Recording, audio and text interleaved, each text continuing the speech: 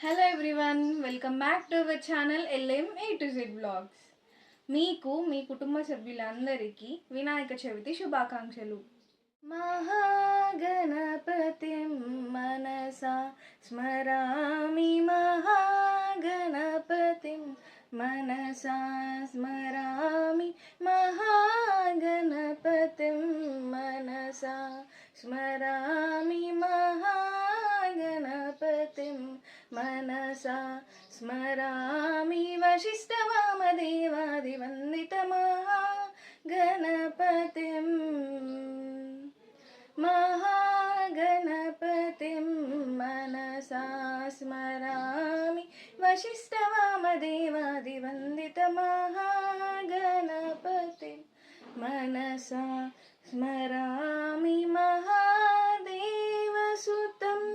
गुरुगुहनुतं, महादेवसुतं